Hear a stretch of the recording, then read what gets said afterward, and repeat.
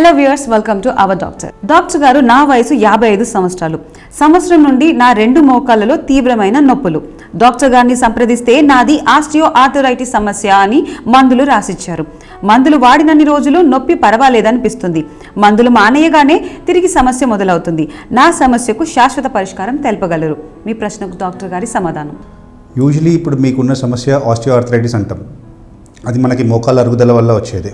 అది మనం యావరేజ్గా అరౌండ్ 55-60 ఇయర్స్ వాళ్ళలో చూస్తూ ఉంటాం. కొంతమందిలో ఎక్కువ లేట్గా అరౌండ్ 70 ఇయర్స్లో కూడా రావచ్చు. కొంతమందిలో కొంచెం ముందు అరౌండ్ 45 ఇయర్స్లో కూడా రావచ్చు.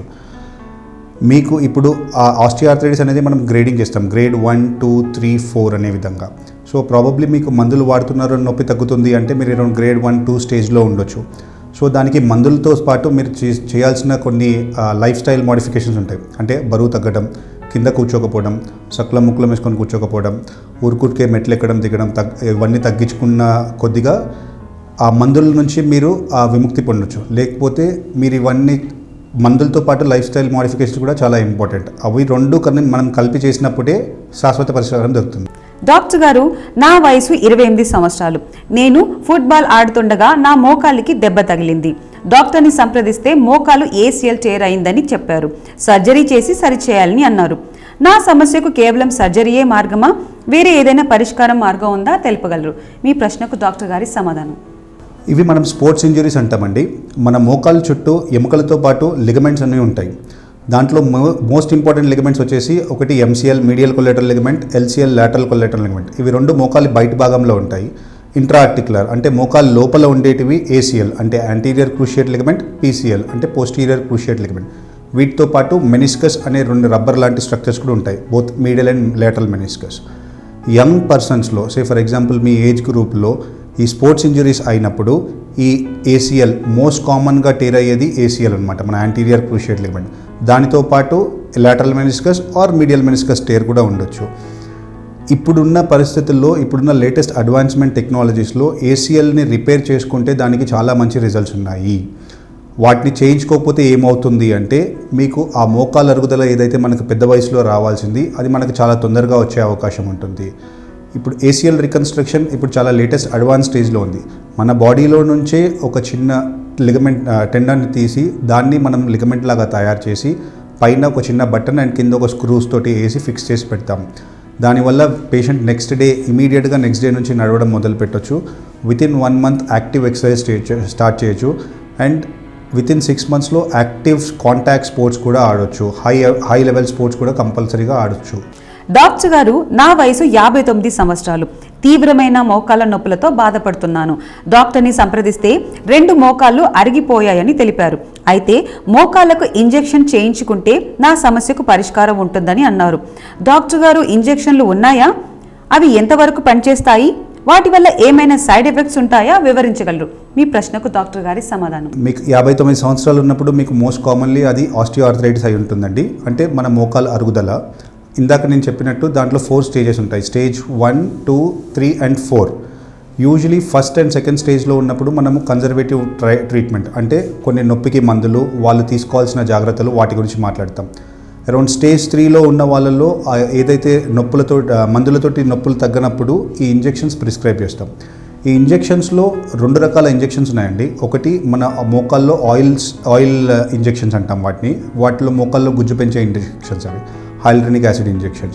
అవి కాకుండా ఒకవేళ నొప్పి తీవ్రత చాలా ఎక్కువ ఉండి, కొంచెం ఏజ్ ఎక్కువ ఉండి, ఎవరైతే మోకాలు మార్పిడి ఆపరేషన్కి సరిపోరో వాళ్ళలో ఇచ్చే ఇంజెక్షన్స్ మనం స్టిరాయిడ్ ఇంజెక్షన్స్ అంటాం. వాటి వల్ల కొన్ని ప్రోస్ అండ్ కాన్స్, అంటే కొన్ని మంచి జరుగుతుంది, కొంచెం చెడు కూడా ఉంటుంది స్టిరాయిడ్ వల్ల. సో బట్ దెన్ కొంతమందిలో ఏదైతే మనం ఆపరేషన్ చేయని వాళ్ళలో స్టిరాయిడ్ ఇంజెక్షన్స్ కూడా ఇస్తూ ఉంటామో. అది కాకుండా మోస్ట్ కామన్గా ఈ స్టేజ్ 3 ఆస్టియో ఆర్థరైటిస్లో ఉన్న వాళ్ళకి మాత్రం మనం మోకాల్లో ఈ ఆయిల్ ఇంజెక్షన్స్ ఇస్తుంటాం. దానివల్ల డెఫినెట్లీ కొంచెం బెనిఫిట్ అవుతుందండి. అది ఎంతవరకు బెనిఫిట్ అవుతుంది అనేది మనము పర్టికులర్ పర్సన్ టు పర్సన్లో అని చెప్పలేము. కొంతమందిలో రిలేటివ్గా ఒక 4 to 6 months కూడా పెయిన్ ఫ్రీ ఉన్న వాళ్ళు ఉన్నారు. కొంతమంది వితిన్ 1 monthలో మళ్ళీ నొప్పి వచ్చింది అని చెప్పే వాళ్ళు కూడా ఉన్నారు. బట్ దీంట్లో మోస్ట్ ఇంపార్టెంట్ థింగ్ మనం గుర్తుపెట్టుకోవాల్సింది ఏంటి అంటే వాటిని ఎక్కువ తీసుకోవడం మంచిది కాదు.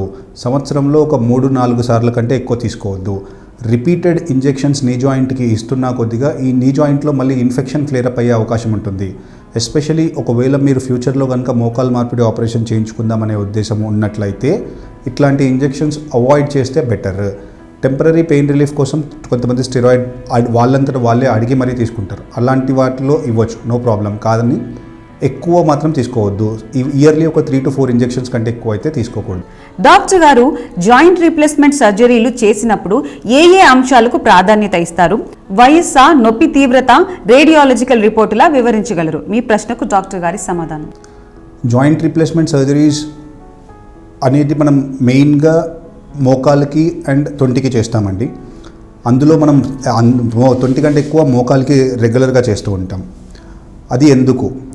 మన మోకాలు అరుగుదల అయిన తర్వాత మనం ఇంత నుంచి మాట్లాడుతున్నట్టు టిపికల్ ఆస్టియోఆర్థరైటిస్ వచ్చినప్పుడు అందులో మోస్ట్ కామన్గా అంటే మీడియల్ కంపార్ట్మెంట్, మీడియల్ సైడ్ మోకాలు బాగా అరుగుతుంది. అట్లా దాంట్లో 4 స్టేజెస్ ఉంటాయి. 4th స్టేజ్ ఉన్న వాళ్ళు అండ్ ఒకసారి వాళ్ళంతటా వాళ్ళు ఎక్కువ దూరం నడవలేకపోతున్న వాళ్ళు, ఆ తీవ్రత చాలా ఎక్కువ అయిపోయింది, ఒక 10 అడుగులు 20 అడుగులు ఇంట్లో వాళ్ళంతటా వాళ్ళు పనులు కూడా చేసుకోలేని పరిస్థితి వచ్చినప్పుడు, అంటే మనం వీటిని యాక్టివిటీస్ ఆఫ్ డైలీ లివింగ్ అంటాం.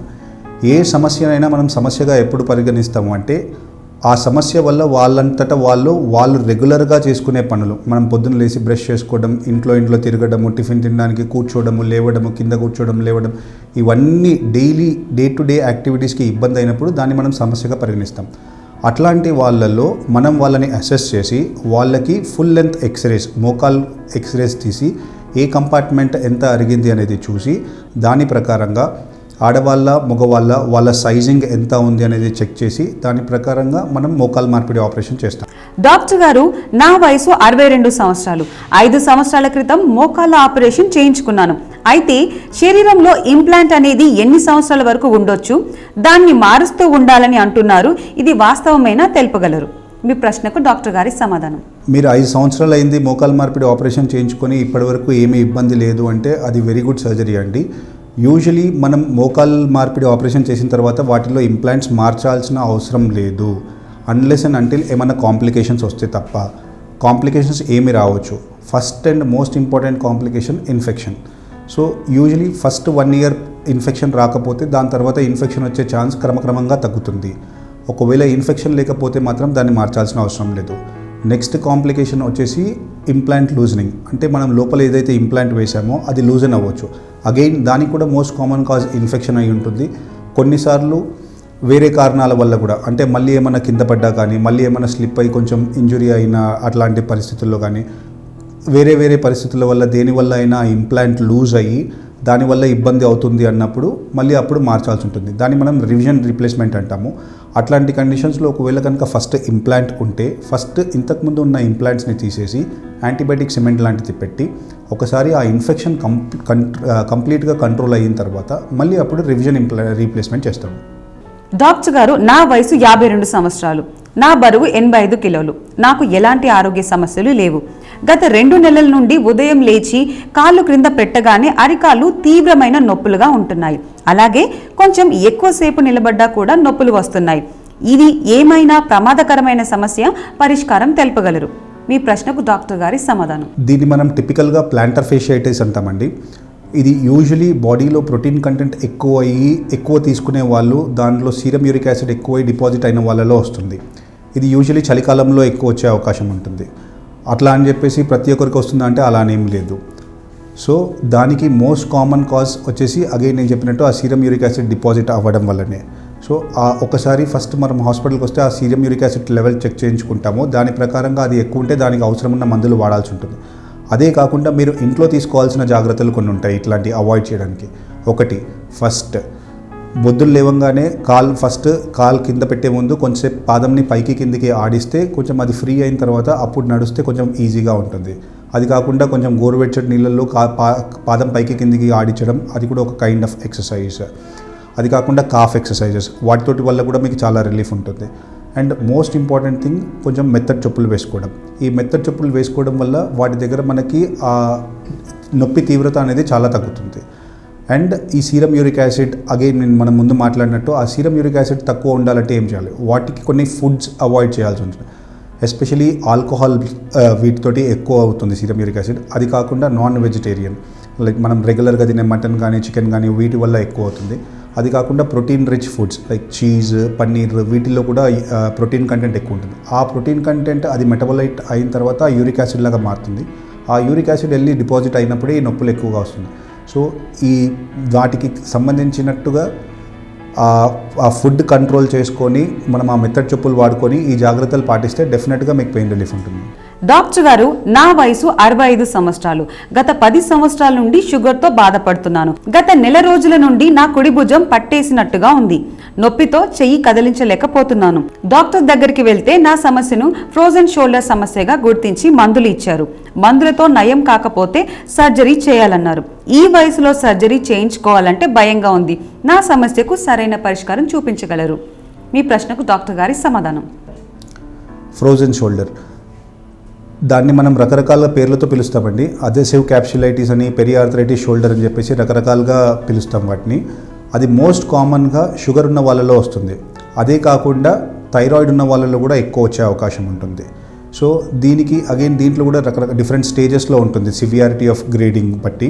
సో ఇనీషియల్ స్టేజెస్లో మనం మందులు ఇస్తాం, అంటే పెయిన్ రిలీఫ్ ఇస్తాం అండ్ వాళ్ళకి ఎక్సర్సైజెస్ నేర్పిస్తాం, ఫిజియోథెరపీ చేపిస్తాం. ఆ స్టేజ్లో వాళ్ళు కనుక రికవర్ అవ్వకపోతే నెక్స్ట్ స్టేజ్లో అగైన్ జాయింట్లో ఒక ఇంజెక్షన్ ఇచ్చే అవకాశం ఉంటుంది. దాన్ని కూడా స్టిరాయిడ్ ఇంజెక్షన్. దాని తర్వాత కూడా మళ్ళీ ఎక్సర్సైజెస్. ఒకవేళ దాని తర్వాత కూడా కంట్రోల్ అవ్వకపోతే ఆర్థ్రోస్కోపిక్ ఇది చేస్తామన్నమాట. దాంట్లో ఏంటి అంటే మనం ఒక చిన్న కెమెరా పంపించి ఏదైతే ఆ జాయింట్లో పొరల్లాగా ఫామ్ అవుతాయో ఈ పెరియార్థరైటిస్ షోల్డర్ అనే దాంట్లో ఆ పొరల్ని బ్రేక్ చేయడానికి మనం హై స్పీడ్తో వాటర్ ఇంజెక్ట్ చేస్తాం. దానివల్ల ఆ పొరలు బ్రేక్ అయ్యి ఆ మూమెంట్ అనేది ఫ్రీ అవుతుంది. ఈ ప్రాసెస్ మొత్తంలో ఒక కామన్ థింగ్ ఏంటి అంటే ఫిజియోథెరపీ. మనం మందులు వాడినా, జాయింట్లో ఇంజెక్షన్ ఇచ్చినా, జాయింట్కి సర్జరీ చేయించుకున్నా, ఏమి చేసినా కూడా ఫిజియోథెరపీ మాత్రం కంపల్సరీ చేయాలి. ఒకవేళ నొప్పి ఉంది అని చెప్పేసి మనం మూమెంట్ చేయడం కనుక ఆపేస్తే ఒక తర్వాత స్టిఫ్ అయిపోయిన తర్వాత మళ్ళీ మూమెంట్ మొత్తానికి పోతుంది. నొప్పి కంటే ఆ మూమెంట్ పోవడం అనేది ఇంకా పెద్ద సమస్య. నొప్పి ఏదో రకంగా తగ్గించవచ్చు, కానీ ఒకవేళ మూమెంట్ కనుక పోయి షోల్డర్ కనుక స్టిఫ్ అయిపోయింది అంటే ఆ స్టిఫ్నెస్ని రిలీవ్ చేయడం చాలా కష్టం అవుతుంది. సో ఎట్టి పరిస్థితుల్లో నొప్పి ఉన్నా కానీ మీరు ఎక్సర్సైజ్ మాత్రం కంపల్సరీ చేయాలి. డాక్టర్ గారు, నా వయసు 58 సంవత్సరాలు. తీవ్రమైన వెన్ను నొప్పి వస్తుంటే డాక్టర్ని సంప్రదించాను. ఎంఆర్ఐ తీసి L1, L2 డిస్క్ ప్రొలాప్స్ అయిందని చెప్పారు. నా సమస్యకు సర్జరీయే పరిష్కారం అన్నారు. మరో డాక్టర్ని సంప్రదిస్తే సర్జరీ అవసరం లేదన్నారు. నేను ఎటూ తేల్చుకోలేకపోతున్నాను. నొప్పి తీవ్రతలో ఏమాత్రం మార్పు లేదు. నా సమస్యకు సరైన సలహా సూచించగలరు? మీ ప్రశ్నకు డాక్టర్ గారి సమాధానం. Okay, L1, L2 disc. So మనకి బ్యాక్ ప్రాబ్లమ్స్లో మోస్ట్ కామనెస్ట్గా వచ్చేది డిస్క్ ప్రాబ్లం అండి. ఆ డిస్క్ ఐదర్ అది లంబార్లో ఉండొచ్చు, సర్వైకల్లో ఉండొచ్చు, డార్సల్లో ఎక్కడైనా ఉండొచ్చు. బట్ యూజువలీ ఏజ్ ఎక్కువ ఉన్న వాళ్ళలో మనం రెగ్యులర్గా మోస్ట్ కామనెస్ట్గా చూసేది లంబార్ లెవెల్ డిస్క్. సో ఆ డిస్క్ మీకు ఎప్పుడైనా ఒక సింపుల్ బేసిక్ లాజిక్ ఏంటి అంటే మనం ఆపరేషన్ అనేది ఎంఆర్ఐకి చేయట్లేదు, మనిషికి చేస్తున్నాం. సో ఎంఆర్ఐలో డిస్క్ సిగ్నిఫికెంట్గా ఉండి మీకు క్లినికల్గా కనుక ఏమీ సిమ్టమ్స్ లేకపోతే దానికి సర్జరీ అవసరం లేదు.